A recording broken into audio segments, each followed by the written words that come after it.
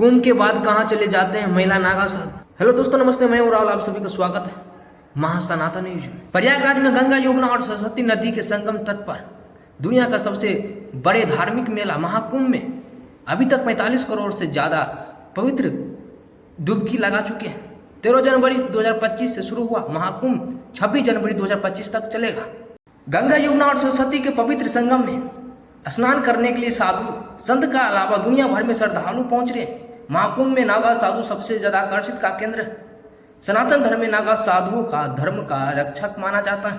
नागा साधुओं को 12 वर्ष की कठोर तपस्या करनी पड़ती है। नागा साधु भगवान शिव की वैराग्नि रूप की पूजा करते हैं। महाकुंभ में देश भर में नागा साधु पहुंचते हैं, जो लोगों के लिए सबसे अधिक आकर्षण का केंद्र है। नागा साधु बिना कपड़े के शरीर पर भस्म और लंबी जटाओं की वजह से भीड़ में सबसे अलग नजर आते हैं। नागा साधुओं के बारे में कम जानकारी होने की वजह से इसके विषय में जानने के लिए महाकुंभ में वसंत पंचमी का अमृत स्नान के बाद नागा साधु लौटने लगे। अब लोगों के मन में सवाल है कि आखिर कुंभ के बाद महिला नागा साधु कहाँ जाती है। बता दें कि कुंभ के बाद महिला नागा साधु अपने अपने अखाड़ों में वापस चली जाती है।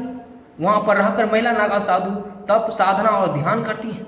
कई बार वे सुदूर जंगलों की गुफाओं में एकांतित रहकर साधना करती है। कुंभ में भी महिला नागा साधुओं की विशेष व्यवस्था होती है।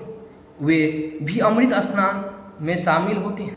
कठिन तपस्या के बाद महिला नागा साधु का दर्जा मिलता है। पुरुष नागा साधु की तरह ही सालों तपस्या के बाद उन्हें नागा साधु की दीक्षा मिलती है। महिला नागा साधु के अपने बाल उड़वाकर स्वयं का पिंडदान करना होता है। फिर दीक्षा के बाद नया नाम दिया जाता है। उन्हें सांसारिक जीवन में पूरी तरह से दूर होकर फिर प्रभु भक्ति में लीन होना पड़ता है।